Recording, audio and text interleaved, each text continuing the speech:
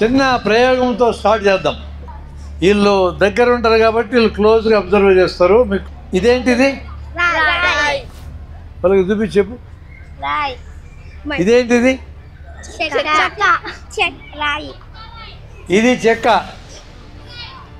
ఇది రాయి. ఏది బరువుగా ఉంది ఇటల్లో? రాయి బరువుగా ఉందా, చెక్క బరువుగా ఉందా? వాళ్ళకి చెప్పు. ఈ రెండింటిని ఒకేసారి వదిలేస్తే నేల మీదకి ఇట్లా రెండు ఒకేసారి వదిలేస్తే ఈ రెంటిల్లో ఏది ముందు స్టేజ్ మీద పడుతుంది? రాయా చెక్క? నీదేంది? చెక్క రాయా? చెక్క. రెండు పార్టీలు అయినారు వీళ్ళు. చెక్క వాళ్ళు ఎట్లాంటి గుడ్. రెండింటిని ఒకేసారి వదిలేస్తే చెక్క ముందు నేల మీద పడుతుందని వీళ్ళిద్దరు చెప్పారు. నీ పేరేనా? రైట్. రాయి పేచి సిగ్గుపడే పనులు మీరేం చేయటంలా, పెద్దోళ్ళు చేస్తున్నారు. ప్రయోగం చేద్దామా? మీరందరూ చెప్పాలి చేద్దామని. రెండు ఒకేసారి వేస్తే ఏది ముందు పడుతుంది అన్నారు వీళ్ళిద్దరు? మీలో ఏ పార్టీ వాళ్ళు ఎంతమంది చూద్దాం. రాయి బ్యాచ్ ఎవరు? గుడ్, చేతులు దించండి. చెక్క బ్యాచ్ ఎవరు? మీరు రెండు పార్టీలు ఏంటండిరా? రెండు ఒకేసారి పడతాయి. వాళ్ళు ఎవరున్నారా? రెండు ఒకేసారి పడతాయి. రే బాబు నువ్వు లేచిరా. రెండు ఒకేసారి పడతాయి. వాళ్ళు రండి పైకి, ఇద్దరు రండి. రా పైకి రా. రెండు ఒకేసారి పడతాయి. అవునా? ఆ పార్టీ మీ ముగ్గురు. నువ్వునా? నువ్వేం పార్టీ? చెక్క రాయా? రెండు ఒకసారి. రాయి అయితే ఇటు పక్క. చెక్క వాళ్ళు ఇక్కడ. రెండు ఒకేసారి పడతాయి ఇక్కడ. ఇప్పుడు మూడు పార్టీలు అయినారు.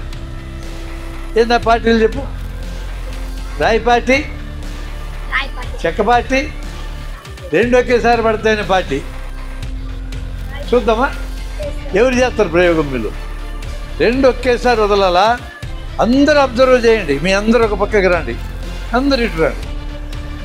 ఒకేసారి రెండు చేతులతో పట్టుకో. అదొకటి ఇదొకటి.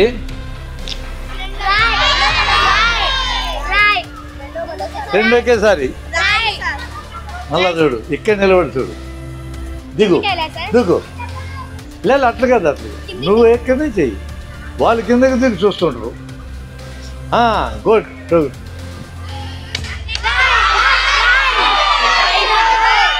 నువ్వే నువ్వు చూడాలి, ఒకరు చూడాలి కదా. రెండు ఒకేసారి పడ్డాయి. మళ్ళా చూడండి, రెండు ఒకేసారి పడ్డాయి అని అబ్జర్వ్ చేసిన వాళ్ళు ఎవరు మీలో? రెండు ఒకేసారి పడతాయి. ఇనుప ముక్క, రాయి, కొయ్య మూడింటిని ఒకేసారి కిందకు వదిలితే ఎక్కువ బరువుగా ఉండి ఇనుము ముందు పడుతుంది. ఇనుము కంటే బరువు తక్కువ ఉంటే రాయి తర్వాత పడుతుంది. కొయ్య అన్నిటికంటే తేలిక కాబట్టి చివర పడుతుందని 2000 సంవత్సరాలు ఈ ప్రపంచంలో జనమందరూ నమ్మారు. 2000 ఏళ్ళు నమ్మారు. 450 ఏళ్ళ నాడు గలీలియో అనే ఒక సైంటిస్టు 3 వస్తువులను తీసుకొని పిసా అనే ఒక నగరంలో, ఇటలీ అనే దేశంలో ఉంటుంది ఆ నగరం. అక్కడ ఒక టవర్ ఉంటుంది, పక్కకు వంగి ఉంటుంది టవర్, 10 అంతస్తుల టవర్ అది. ఆ టవర్ మీదకి వెళ్ళి 3 వస్తువులు ఒకేసారి వదిలి కింద చూడమని చెప్పాడు. కొయ్య, రాయి, ఇనుము 3 ఒకేసారి పడ్డాయని గమనించాడు ఆయన. తర్వాత 52 సార్లు చేశాడు. అన్నీ ఒకేసారి పడతాయని మీరు అబ్జర్వ్ చేస్తారు. 2000 ఏళ్ళు జనం ఏమి నమ్మారు? ముందు ఇనుము పడుతుందని, తర్వాత రాయి పడుతుందని, తర్వాత కొయ్య పడుతుందని. 3 ఒకేసారి పడతాయని కనిపెట్టింది గలీలియో.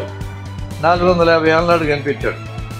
తర్వాత 50 ఏళ్ళకి సర్ ఐజాక్ న్యూటన్ అని ఆయన అన్నీ ఒకేసారి పడడానికి కారణం ఏందో కనుక్కున్నాడు.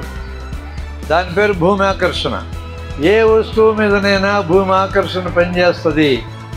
ఎంత వేగంతో పడుతుందంటే ఎంత ఎత్తు నుంచైనా భూమి మీదకి పడతాయి, ఒకటే వేగంతో పడతాయి. అది ఎంత బరువు ఉన్నా సరే. 32 feet per second స్క్వేర్. ఒక సెకండ్కి 32 అడుగులు పడుతుంది. నెక్స్ట్ సెకండ్కి ఇంకా 32 పెరుగుతుంది. ఆ తర్వాత సెకండ్కి మరో 32 పెరుగుతుంది. ఎంత ఎత్తు నుంచి కిందకు వదిలితే అంత ఇంపాక్ట్ పడుతుంది.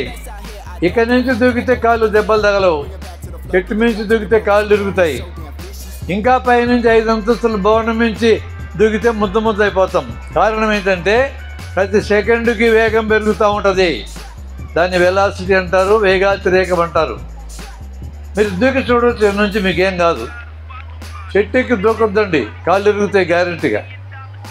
అంటే ఎత్తు పెరిగే కొద్దీ ప్రతి సెకండ్కి 32 అడుగుల లెక్కన పెరుగుతూ ఉంటుందని కనుక్కున్నాడు న్యూటన్. కనుక్కున్నాడు ఈ భూమి ఆకర్షణ తప్పించుకొని బయటికి రాకెట్ పంపాలంటే ఎస్కేప్ వెలాసిటీ అని ఉంది.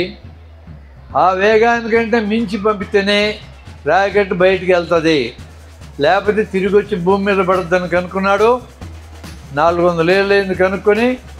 ఇప్పటికీ కూడా శ్రీహరికోటను ఉపగ్రహాలు పంపిస్తే ఆ వేగానికి మించి పంపిస్తారు, అందుకనే పైకి వెళ్ళిపోతాయి. ఆ వేగం తగ్గితే నేల మీద వచ్చి పడతాయి. భూమి ఆకర్షణ తప్పించుకొని పోవాలంటే ఎస్కేప్ వెలాసిటీ దాటి ఉండాల్సిందే. 400 ఏళ్ళ నాడు న్యూటన్ కనిపెడితే మరి ఇన్నాళ్ళు అయిన తర్వాత మీరు 3 పార్టీలు ఎందుకైనారు? చెక్క పార్టీ, రాయి పార్టీ, రెండు ఒకేసారి పడతాయని పార్టీ. ఇట్లాంటి ప్రయోగాల ద్వారానే మనం సైన్స్ను కనుక్కోవాలా. సైన్స్ అంటేనే ప్రశ్నించడము. మీరు జీవితంలో పోగొట్టుకోకుండా ఉండాల్సిన ఒకే ఒక లక్షణం ప్రశ్నించడం. ముందెవరిని ప్రశ్నించాలా? మీ అమ్మని, మీ నాయన్ని. తర్వాత ఎవరిని ప్రశ్నించాలా? ఇక ఆ తర్వాత ఎవరిని ప్రశ్నించాలా? గవర్నమెంట్లో ఉన్న వాళ్ళని, పరిపాలించే వాళ్ళని.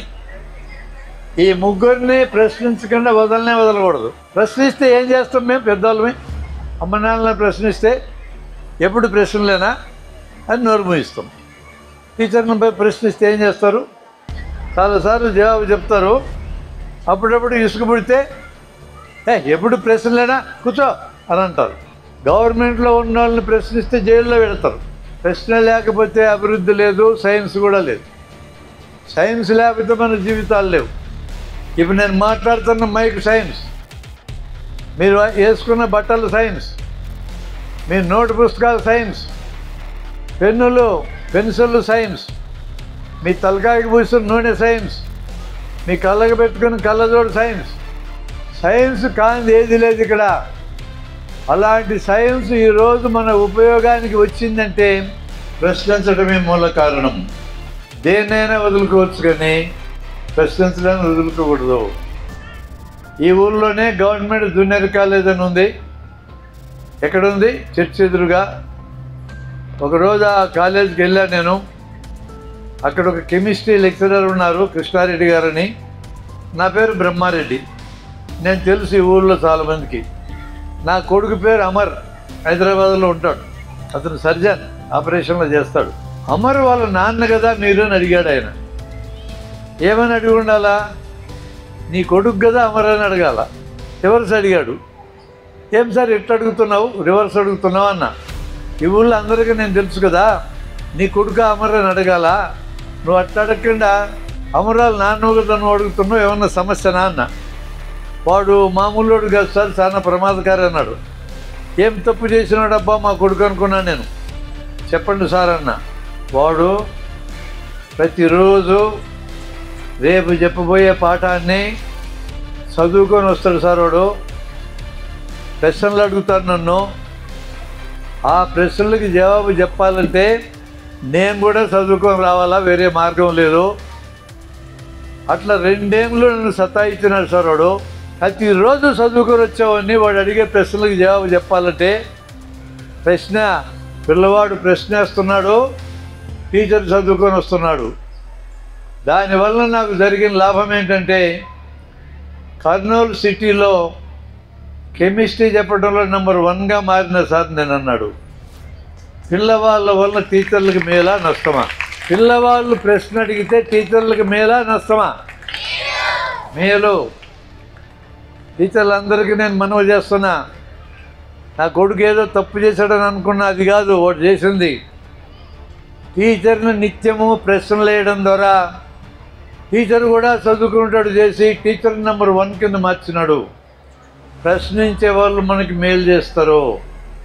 అమ్మ నాన్నలకు చెప్పండి, ప్రశ్నిస్తాం మేము, జవాబులు చెప్పమని అడగండి. మీ అమ్మకి మీ నాన్నకి జవాబులు తెలియకపోతే చదువుకొని చెప్తారు. లేదంటే చాట్ జీపీటీ, గ్రోకు, డీప్సీకు అలాంటి అప్లికేషన్లోకి వెళ్ళి చదువుకొని వస్తారు. అంతేగాని నోర్మయ్యి ఎప్పుడు ప్రశ్నలేనా అనకూడదు. ఆల్రెడీ వాళ్ళ టీచర్లు వాళ్ళ ఇంట్లో వాళ్ళ పిల్లలు ఉన్నారు. వాళ్ళు ఒక పక్క తల్లిదండ్రులు, ఒక పక్క టీచర్లు. కాబట్టి 2 పాత్రలు ఉన్నాయి వాళ్ళకి.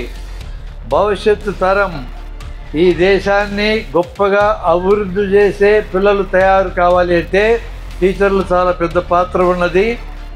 ప్రశ్నించనివ్వండి పిల్లల్ని. మీరు కూడా ప్రశ్నించడం మర్చిపోకుండా గుర్తుపెట్టుకోండి. మీరందరూ పెద్దోళ్ళు అయినాక గవర్నమెంట్ను కూడా ప్రశ్నిస్తారు. మన టీచర్లు ఒక మేడం గారు ఇల్లు కట్టుకోవడానికి ఈ మధ్య అప్పు తెచ్చుకుంది బ్యాంకులో. ఆమె నెల కంతు కట్టాలా, ఇన్స్టాల్మెంట్ కట్టాలా. ఒక నెల కట్టకపోతే ఏమవుతుంది? నోటీస్ వస్తుంది. 5-6 నెలలు కట్టకపోతే ఏమవుతుంది? జప్తు చేస్తామని నోటీస్ వస్తుంది. అంటే ఇల్లు లాక్కొని పోతామని బ్యాంకులు. ఒకవేళ డబ్బులు ఎక్కువ వచ్చి అప్పంతా ఒకేసారి తీరుస్తానంటే పెనాల్టీ వేస్తారో ముందెందుకు తీర్చినామని. ఈ దేశంలో సాహుకారులు, డబ్బులున్నోళ్ళు బ్యాంకుల నుంచి 25 లక్షల కోట్ల రూపాయల అప్పులు తీసుకొని ఎగ్గొట్టారు. వాళ్ళని ఎవడు జప్తు చేయాల, వాళ్ళకి ఎవరికి నోటీసులు ఇచ్చినా లెక్క చేయాల. 25 లక్షల కోట్లు బ్యాంకుల్లో జప్తుకెళ్ళారు. వాళ్ళందరూ బ్రహ్మాండంగా తిరుగుతున్నారు. వాళ్ళలో కొంతమంది విదేశాలు పోయి జల్సాలు చేస్తున్నారు. ఎక్కువ ఎగ్గొట్టిన వాళ్ళు ఇక్కడే ఉన్నారు. తక్కువ ఎగ్గొట్టినోడు బయటికి వెళ్ళి దాక్కున్నాడు. ఎగ్గొట్టకుండా రెగ్యులర్గా అప్పు చెల్లించిన వాళ్ళకి పెనాల్టీ వేసినారు. ముందుగా కట్టారు, పెనాల్టీ వేస్తారు, జాగ్రత్త. ఈ గవర్నమెంటు 25 లక్షల కోట్లు ఎగ్గొట్టిన వాళ్ళదా, మా టీచర్ అమ్మ వాళ్ళదా? ఎవరిదిరా గవర్నమెంట్? ముందుగా అప్పు కడితే పెనాల్టీ వేసినారు, ఎగ్గొడితేనేమో ఏం చేయాల. ఎవరిది గవర్నమెంట్? ఎగ్గొట్టిన వాళ్ళదా, మన టీచర్లదా? అప్పులు ఎగ్గొట్టిన వాళ్ళదా, రెగ్యులర్గా అప్పు చెల్లించిన వాళ్ళదా? ఎగ్గొట్టిన వాళ్ళది అయింది దేశం. మేమంతా ముసలాళ్ళం అయిపోతున్నాం. ఎక్కువ కాలం ప్రశ్నించలేం. మీకు చాలా టైం ఉంది. ప్రశ్నించడం నేర్చుకోకపోతే మా తరం పోయినట్టే మీ తరం పోతుంది. ఈ దేశం నాశనం అవుతుంది. అట్లా కాకుండా ఉండాలంటే ప్రశ్నించాలి. చిన్న ప్రయోగంతో స్టార్ట్ చేద్దాం. వీళ్ళు దగ్గర ఉంటారు కాబట్టి వీళ్ళు క్లోజ్గా అబ్జర్వ్ చేస్తారు. మీకు ఇదేంటిది? వాళ్ళకి చూపి చెప్పు. ఇదేంటిది? ఇది చెక్క, ఇది రాయి. ఏది బరువుగా ఉంది ఇట్లా? రాయి బరువుగా ఉందా, చెక్క బరువుగా ఉందా? వాళ్ళకి చెప్పు. ఈ రెండింటిని ఒకేసారి వదిలేస్తే నేల మీదకి ఇట్లా 2 ఒకేసారి వదిలేస్తే ఈ రెంటిల్లో ఏది ముందు స్టేజ్ మీద పడుతుంది? రాయా చెక్క? నీదేంది? చెక్క రాయా? చెక్క.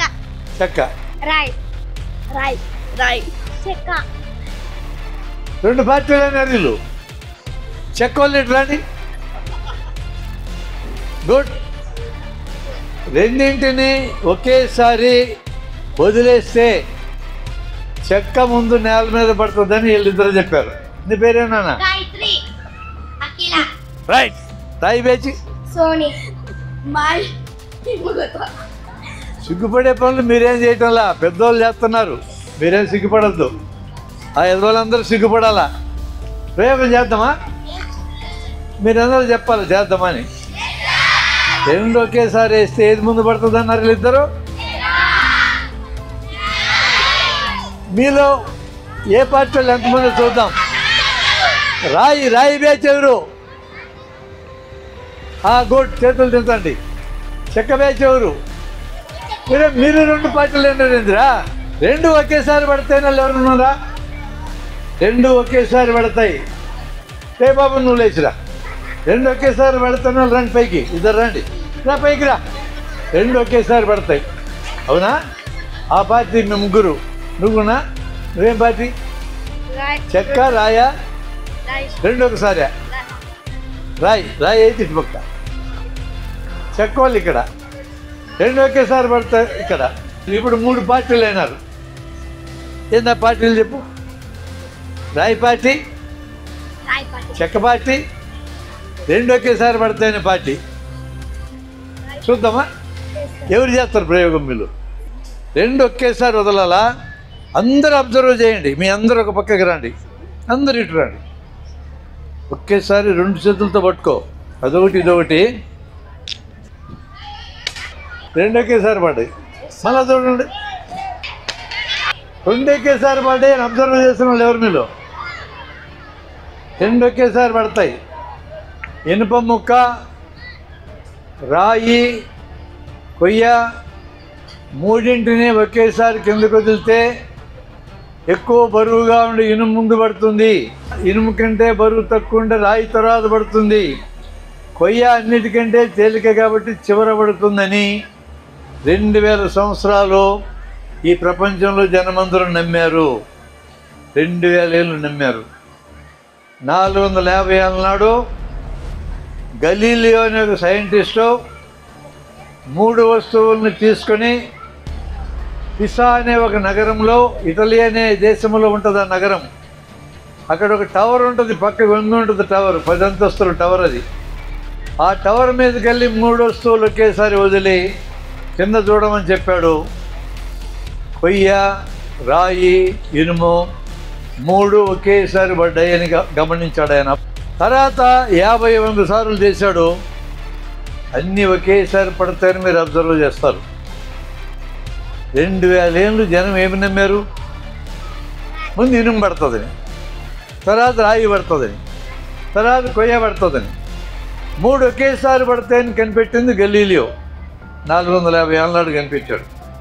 తర్వాత 50 ఏళ్ళకి సర్ ఐజాక్ న్యూటన్ అని ఆయన అన్నీ ఒకేసారి పడడానికి కారణం ఏందో కనుక్కున్నాడు.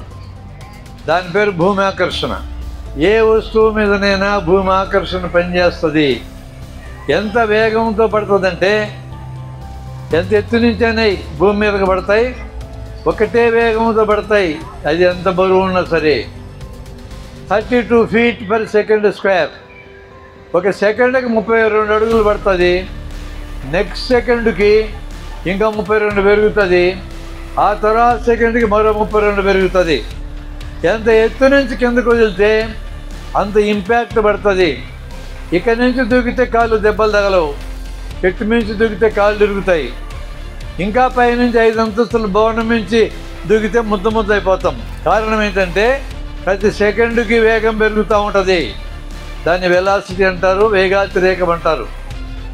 మీరు దూకి చూడవచ్చు నుంచి, మీకేం కాదు. చెట్టుకి దూకొద్దండి, కాళ్ళు తిరుగుతాయి గ్యారెంటీగా. అంటే ఎత్తు పెరిగే కొద్దీ ప్రతి సెకండ్కి 32 అడుగుల లెక్కన పెరుగుతూ ఉంటుందని కనుక్కున్నాడు న్యూటన్. కనుక్కున్నాడు. ఈ భూమి ఆకర్షణ తప్పించుకొని బయటికి ర్యాకెట్ పంపాలంటే ఎస్కేప్ వెలాసిటీ అని ఉంది. ఆ వేగానికంటే మించి పంపితేనే ర్యాకెట్ బయటికి వెళ్తుంది, లేకపోతే తిరిగి వచ్చి భూమి మీద పడుతుందని కనుక్కున్నాడు.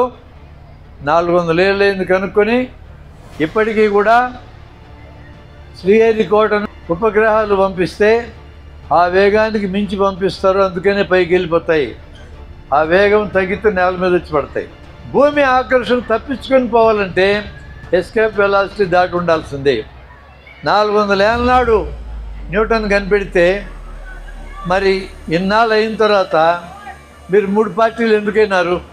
చెక్క పార్టీ, రాయి పార్టీ, 2 ఒకేసారి పడతాయని పార్టీ. ఇట్లాంటి ప్రయోగాల ద్వారానే మనం సైన్స్ని కనుక్కోవాలా. సైన్స్ అంటేనే ప్రశ్నించడము, మీరు జీవితంలో పోగొట్టుకోకుండా ఉండాల్సిన ఒకే ఒక లక్షణం ప్రశ్నించడం. ముందెవరిని ప్రశ్నించాలా? మీ అమ్మని, మీ నాయన్ని.